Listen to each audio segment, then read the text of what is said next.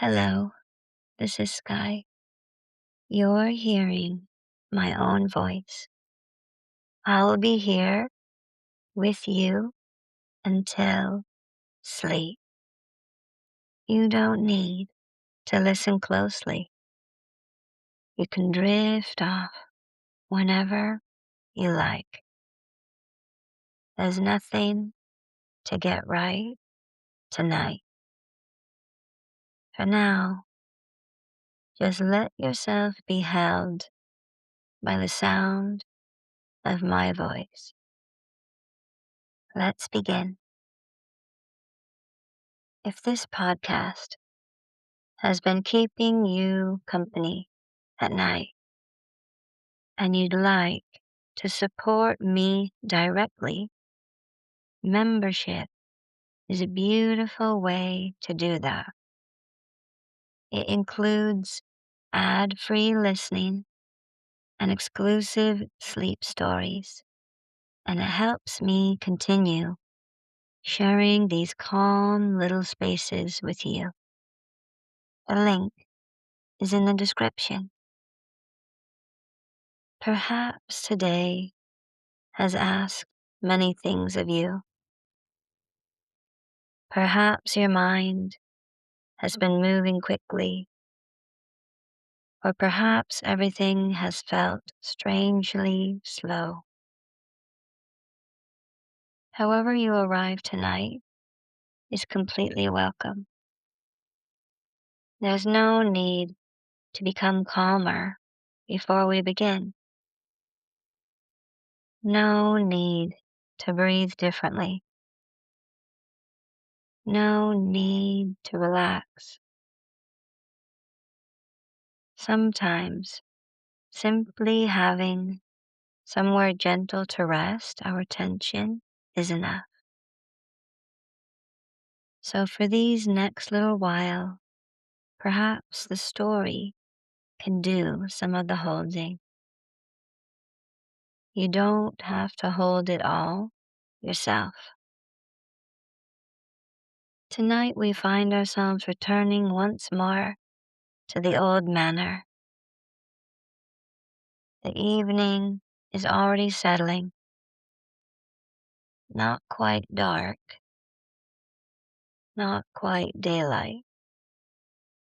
One of those soft, in-between hours when outlines lose their sharpness and everything seems willing to become quieter. The familiar gravel path is waiting beneath our feet. We know this place now. Not every corner, not every room, but enough that it no longer feels unfamiliar. The house has begun to greet us in its own quiet way, as though each visit remembers the last. There's comfort in returning somewhere that asks nothing of us. No expectations, no performances, no need to understand everything we find. Only curiosity, gentle curiosity. The front door opens with the same familiar ease. Inside, the air is cooler. It carries that faint scent of polished wood, old books, beeswax, linen, and something difficult to name. Perhaps simply time. The house has gathered many years around itself, not heavily, not sadly, simply the way an old tree gathers rings. Nothing hurried, everything layered. The entrance hall is quiet tonight. The grandfather clock continues its patient work. Somewhere distant within the house, there's the smallest creak, perhaps old timber adjusting as the evening cools, perhaps nothing at all. We don't need to decide. Not everything asks to be explained. As we begin walking, our footsteps soften against the runner that stretches along the corridor. The lamps have already been lit, not brightly, just enough to offer pools of warm amber light. Between each lamp, there are little stretches of shadow, not dark, only restful, like pauses between sentences. We pass the library. Its door stands slightly open. The shelves inside disappear into quiet rows. The greenhouse lies somewhere beyond another wing of the house. Perhaps the evening flowers are already folding themselves closed. The drawing room remains still. A fire has settled into glowing embers. Nothing asks us to stop tonight. The house seems gently to guide us onward, almost as though another room has been waiting. There's something curious about old houses. Some rooms seem to hold conversations, others seem to hold silence. Some gather sunlight, others gather dreams. Tonight, we are looking for music, not a performance, not applause, not perfection, simply a room where sound has been allowed to become part of the walls themselves. The corridor narrows slightly before opening again. At its end is a tall oak door. Unlike many others in the house, this one has no sign, no label. Perhaps you know that feeling.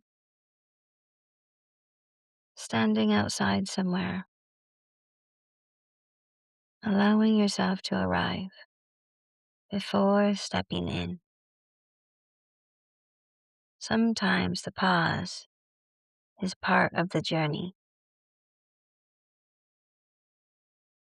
The handle feels cool. The hinges make almost no sound. The door opens slowly. The room beyond is larger than expected. High ceilings rise above us. Tall windows reach almost from floor to ceiling, though heavy curtains have been drawn halfway across them. The remaining evening light filters through the fabric in long silver bands. Dust drifts gently through those beams. Not busy, not countless, just enough to notice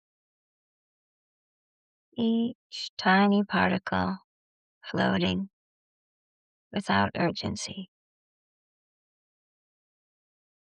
The floor is polished oak. Its surface reflects the lamps standing around the room. Soft pools of honey-colored light gather beneath them. Nothing is harsh. Nothing demands attention. Every corner seems content simply to exist. Against one wall stands a grand piano. Its black surface has softened over the years until it reflects the room almost like still water. Nearby rests a small stool whose velvet cushion has faded with age. Someone has clearly sat there often. Not recently, perhaps, but lovingly. Across another wall are shelves, unlike those in the library. Instead of books, there are instruments, violins resting carefully in open cases, a viola, a cello lying quietly beside its bow, wooden flutes, a recorder carved from dark walnut, a harp no taller than a chair, several tin whistles, an old concertina, a mandolin, a lute whose polished curves seem almost alive in the gentle light,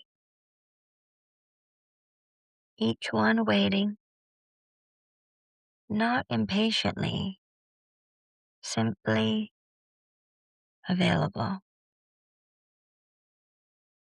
There are no glass cases, nothing locked away, nothing protected from gentle hands.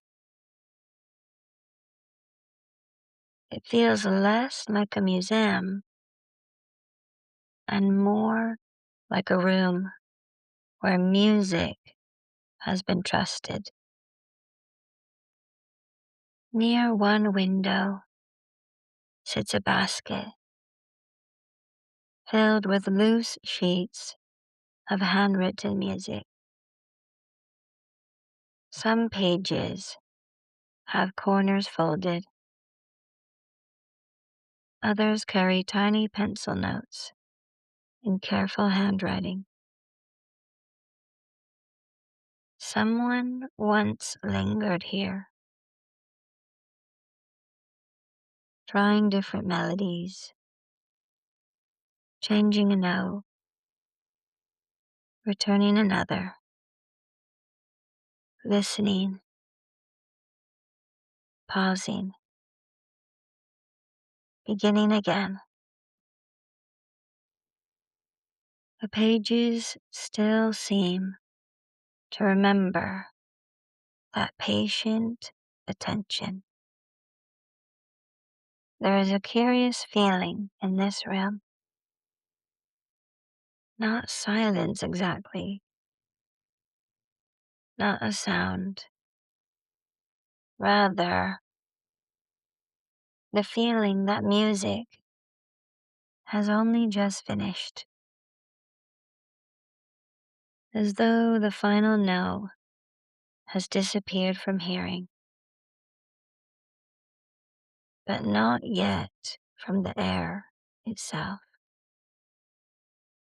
You may have noticed this before. Sometimes, after a bell has rung, or after someone has sung, or after birds fall suddenly quiet, there can be a space afterward, not empty, full. In another way,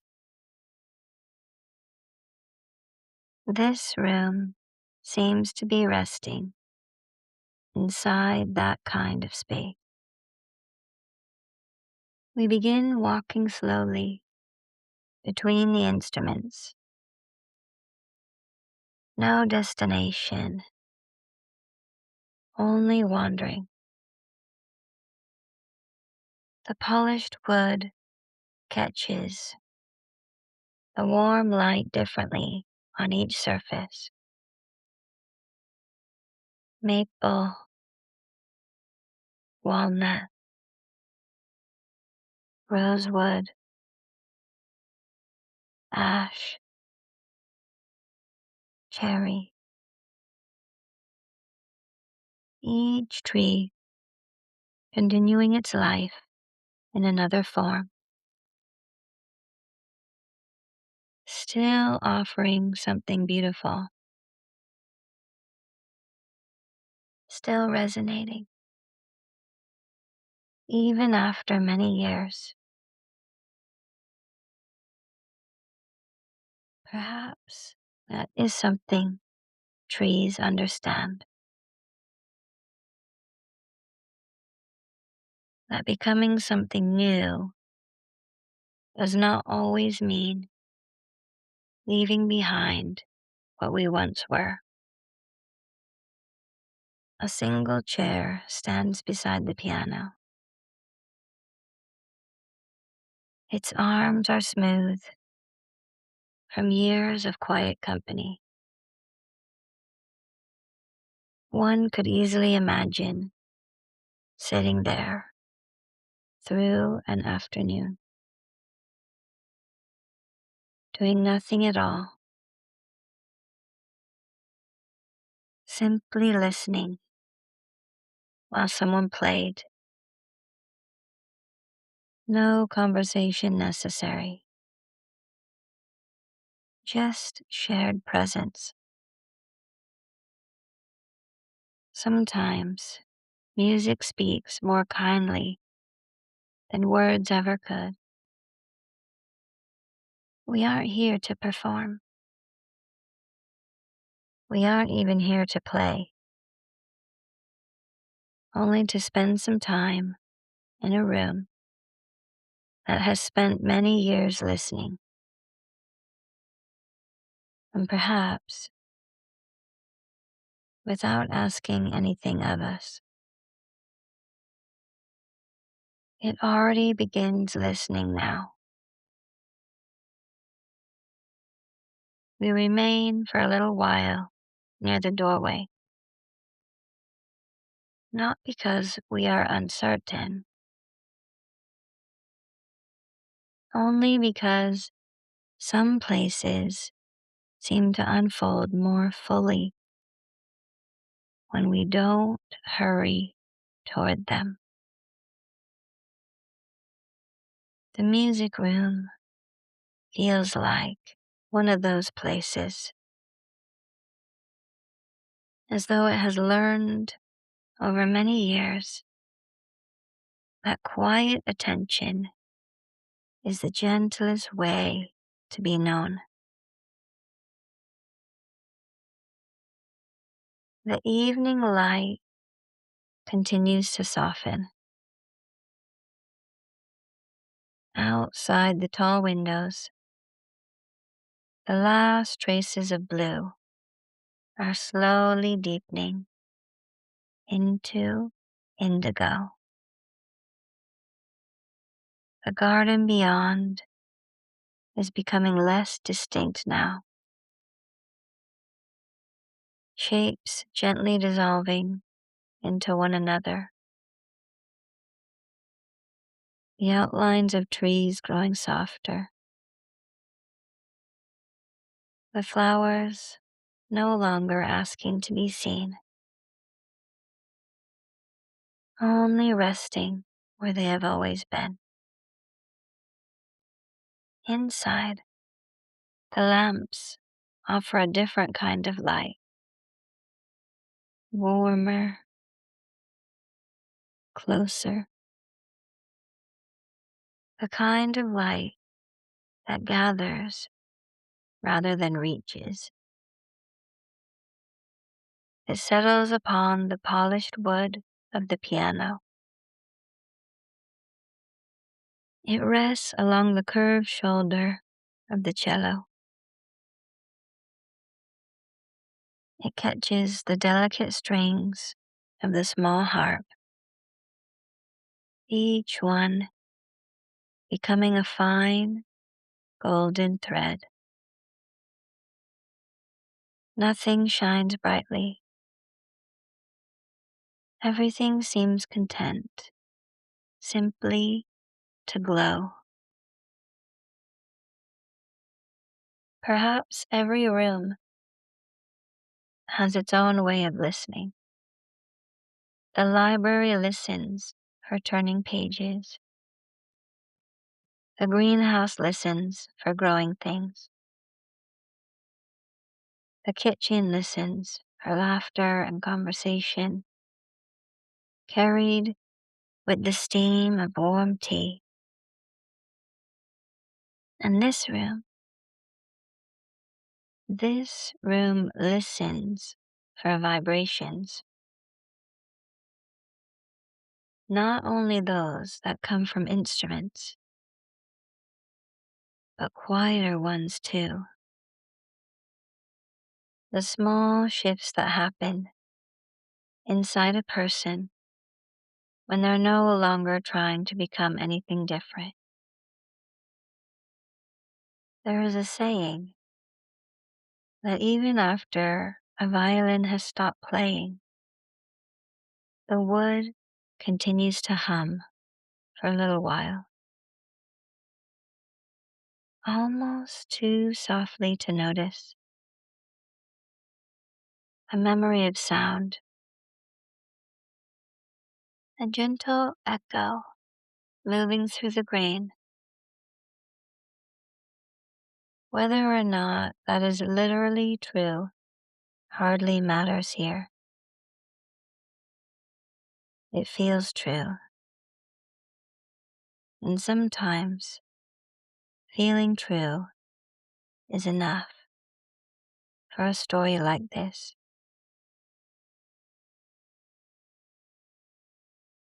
We wander slowly toward the shelves. Each instrument seems to have settled into its own particular way of resting. The violins lie lightly, almost as though they could be lifted with one hand and tucked beneath the chin in a single familiar movement. The cello feels different, more grounded somehow. Its broad wooden body seems almost companionable, patient, as though it has spent a lifetime making room for slower songs. Nearby, a wooden flute rests across a length of faded blue cloth. Its finger holes have become smooth with use.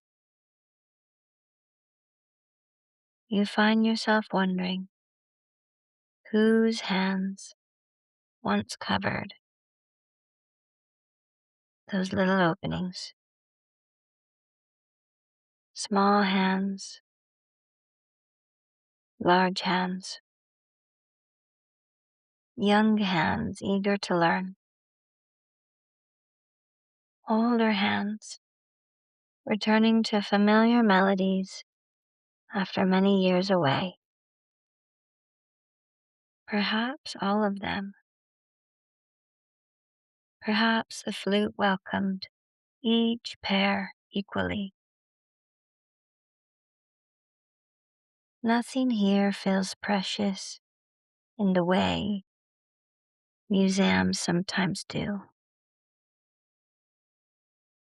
There's no signs asking us not to touch, no ropes keeping us at a distance. Instead, there's the quiet sense that everything has been cared for through use, loved by being part of ordinary days, not hidden away from them. A music stand waits near the center of the room. Upon it rests a single page, not an entire piece of music. Just one page. The ink is faded to a soft brown. The notes rise and fall across the staff like little birds crossing a wide sky. You don't know how the melody sounds, and somehow that doesn't matter. Looking at it is enough. You might imagine that if the page were left here for another 100 years, someone else might stand exactly where you are standing now, wondering the very same thing, and perhaps smiling at not knowing. There's something comforting about not needing every answer, about allowing a little mystery to remain. Like hearing music drift from a distant house while walking at dusk. You never discover who is playing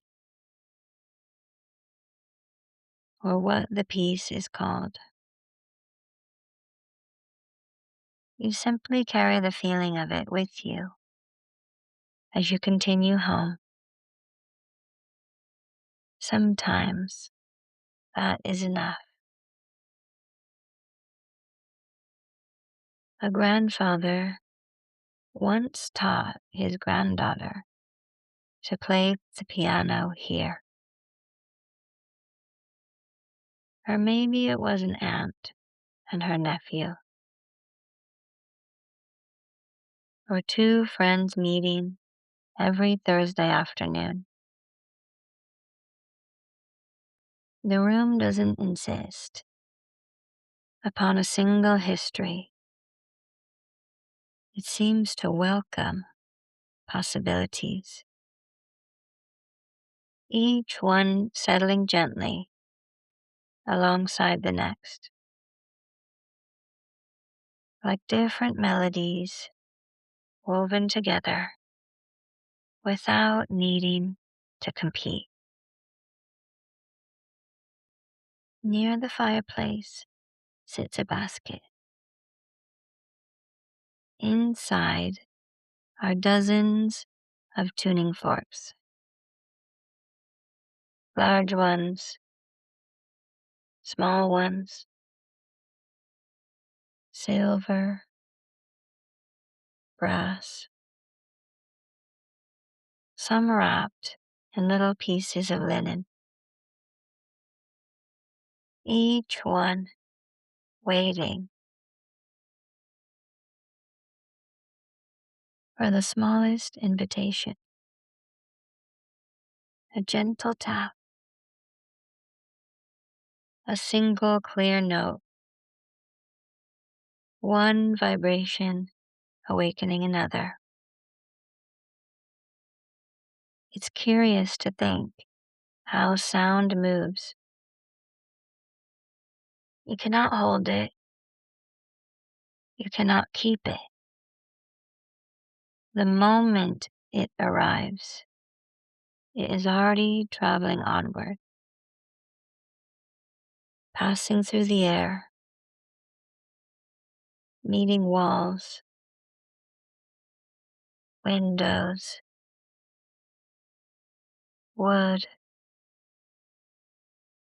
fabric, passing through us too. Our bodies are listening long before our minds understand what we hear. Perhaps that is one reason music reaches places words cannot quite find. You notice that even standing quietly here, your breathing has begun to find its own slower rhythm, not because anyone asked it to, not because you tried, simply because sometimes we borrow the pace of the place we are in. A woodland invites one kind of walking, a beach another, an old chapel another still. And this music room, without saying anything at all, seems to invite a quieter way of being. Across the room hangs a large clock. Unlike the grandfather clock in the entrance hall, this one has no loud ticking.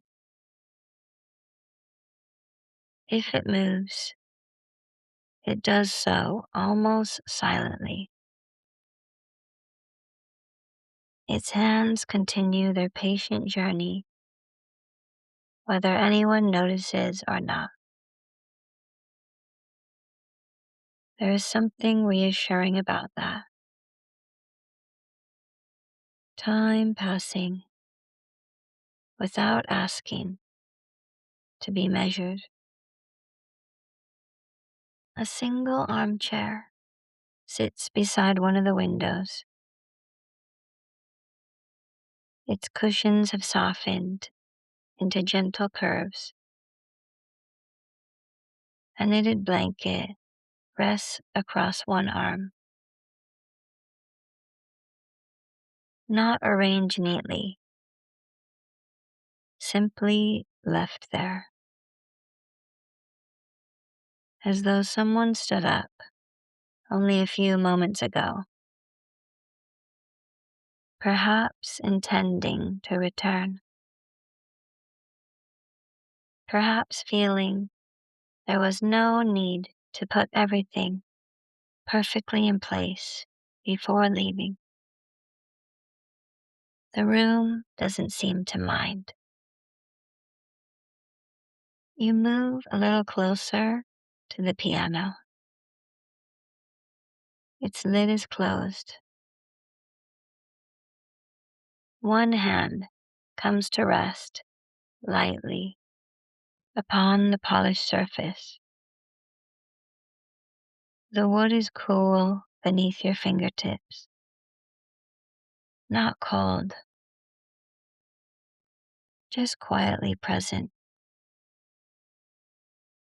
as though it has been waiting all day for the evening, waiting, not to be played necessarily, but simply to be accompanied. Sometimes we think music begins when the first note is sounded, but perhaps it begins earlier. Perhaps it begins in the silence before someone sits down, in the small pause before hands reach the keys, in the listening that comes first, the willingness to hear what might want to emerge. And perhaps that is true beyond music. Maybe many beautiful things begin not with action, but with listening. Listening that is gentle enough that nothing feels forced to appear. Listening that doesn't pull or demand or rush, only makes space. The room seems to understand this already. It has spent many years making space for practice, for mistakes, for laughter, for forgotten melodies, for songs played beautifully, for songs played awkwardly, for long pauses, for starting again. Nothing rejected. Everything welcomed into the life of the room. And standing here now, you may notice that same welcome extending quietly toward you, not asking who you've been today, not asking whether you've had a good day or a difficult one, not wondering whether you've accomplished enough. The room seems interested in none of those things. It simply receives whoever enters exactly as they are, as though that has always been enough. So we remain here together for a little while longer, not speaking very much, not needing to, simply sharing this gentle room where even the silence seems to know how to listen. We stay by the piano for a little while longer, not expecting anything to happen, not waiting for a performance, only allowing the room to continue being exactly as it is. The evening has deepened now. Outside the windows, the garden has become a tapestry of gentle shadow. The old oak is only a darker shape against the sky. The roses have disappeared into the dusk. Somewhere beyond the glass, a single owl calls. Its voice travels across the grounds, then slowly fades. The silence that follows feels larger somehow, not because the owl has gone, but because the room has listened. You notice something curious.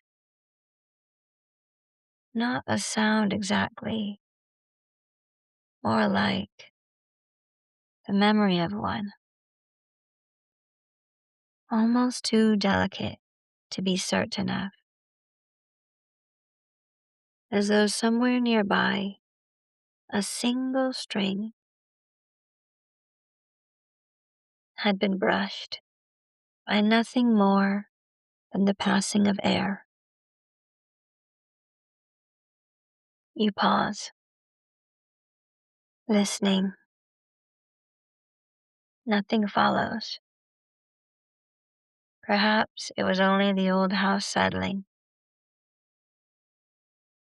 Perhaps the wood gently responding to the coolness of evening. Old timber has its own language. It stretches, it sighs. It remembers the warmth of the day before welcoming the night. You smile to yourself. There's no need to solve the mystery. Some experiences become smaller when we hurry to explain them. We wander toward the far corner of the room. There, almost hidden between two tall bookcases, stands something you hadn't noticed before. A cabinet made from pale ash wood. Its doors are carved with flowing vines, tiny leaves, and birds whose wings seem almost ready to lift from the timber. The carving is wonderfully patient, the sort of work that could only have been made by someone willing to spend countless quiet hours with a single piece of wood. One door stands ever so slightly open, not enough to reveal its contents, just enough to invite curiosity, never insistence. This house never insists. It only invites. Inside are dozens of small objects, not instruments, things connected to music in quieter ways. A conductor's baton, smooth with age. A small brass metronome. Boxes of tuning pegs. Rosin wrapped in faded paper. Ribbon bookmarks pressed between old scores. A tiny silver thimble. Several pencils, worn almost to nothing. A pair of spectacles, folded neatly inside a velvet case. None of these things would make music on their own, and yet, without them, many songs may never have found their way into the world. It is easy to remember the performer, less easy to remember the pencil that quietly helped write the notes, the chair that held someone through long afternoons, the lamp that stayed lit during winter evenings, the cup of tea that slowly cooled while a melody was tried again and again and once more. There is a quiet dignity in small things that simply accompany. Perhaps that is true of people too. Some lives are filled with applause. Others become the gentle presence that makes someone else's song possible. Neither is greater, only different. On one shelf rests a collection of music boxes. Small ones, round ones, wooden ones with tiny painted flowers. One shaped like a little cottage. Another covered in blue enamel stars. Each one closed. Each one holding its own secret. You don't feel any desire to wind them. Somehow, they seem complete, simply as they are, full of possibility, resting. There is something deeply peaceful about objects that are not trying to prove themselves useful. They simply exist, complete in their own quiet way. The room grows stiller, if that is even possible. The silence no longer feels like the absence of sound. It has become something with its own gentle texture, soft, welcoming, almost like warm wool wrapped around cold hands. Without quite deciding to, you find yourself sitting in the armchair by the window. The knitted blanket remains folded across one arm. you don't unfold it. There is no need. Simply seeing it there brings a feeling of warmth. You close your eyes for a moment, not to sleep, only to notice. There's the faint scent of beeswax polish, old paper, wood, the coolness of evening drifting through the smallest opening in one of the windows. Somewhere distant, the grandfather clock marks another quarter hour. Its sound arrives, softened by walls and corridors,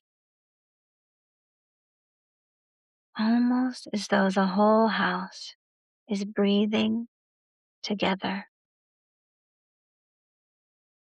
When you open your eyes again,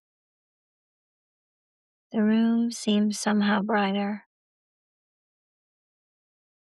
not because another lamp has been lit, but because your eyes have become accustomed to the evening. It is curious how often clarity comes not from changing the world, but from remaining long enough for our seeing to soften. You realize that no music has actually been played this evening, not one note, and somehow the room has still been full of music. Not audible music, but the possibility of it, the listening before it, the echoes after it, the countless invisible threads that connect silence and sound until they are no longer quite separate. Perhaps there are moments in life like that too, moments that appear from the outside as though nothing at all has happened. And yet, something has quietly settled into place. Something has become a little more spacious, a little more at ease, not through effort, not through achievement, simply through being accompanied. We make our way slowly toward the door. Our footsteps are soft against the old oak floor. The familiar brass handle waits beneath our hand. Before opening the door, we pause for just a moment, not to say goodbye. The room doesn't seem like a place that needs goodbyes. It feels more like somewhere that says, "You're welcome whenever you return." The corridor greets us once again. The lamps along the corridor burn lower now. Their light pools softly upon the runner beneath our feet. The manor itself feels ready for sleep. Not asleep yet, simply preparing, as many living things do. As we walk, we pass the library once more. Further along the corridor, the greenhouse lies quiet beyond its glass. The leaves have become still silhouettes. A faint fragrance finds us even here. Jasmine, perhaps, or honeysuckle, carried through an open window. The grandfather clock in the entrance hall quietly marks another hour. Its familiar chime moves through the house like a slow ripple across still water. One, then another, until the final note slowly disappears into silence. No echo chases after it. The silence receives it completely. Perhaps silence and music have never truly been opposites. Perhaps each one gives shape to the other, one offering space, the other offering movement, like breathing in and breathing out, neither complete without the other. We arrive at the front door of the manor. It opens easily. The cool night air welcomes us.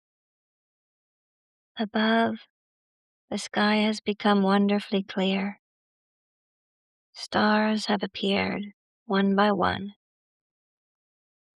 not all at once, patiently, as though each one waited for its own perfect moment. The moon hangs above the old gardens. Its light settles across the gravel path, across the lawns. For a little while, we simply stand on the front step, feeling the evening. How differently we feel within the night. Sometimes the world remains exactly the same, while our way of meeting it has softened. The gravel crunches gently beneath our feet as we begin walking, slowly, the path unfolding one step at a time.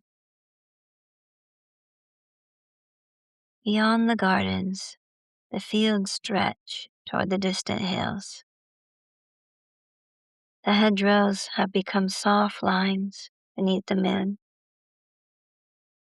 A fox moves silently along one edge before disappearing again into the long grass.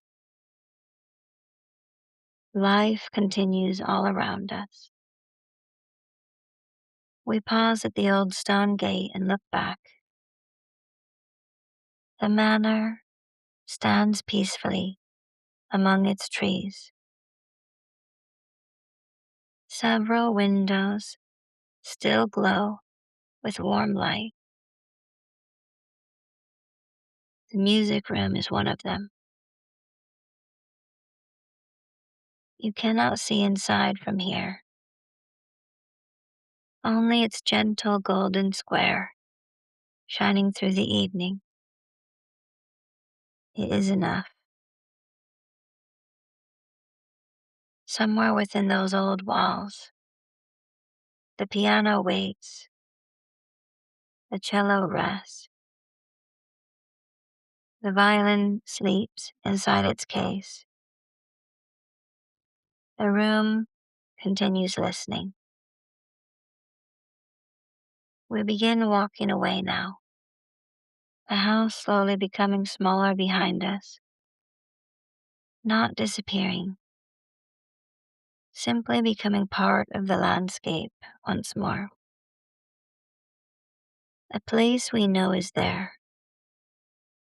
a place we need not hold on to,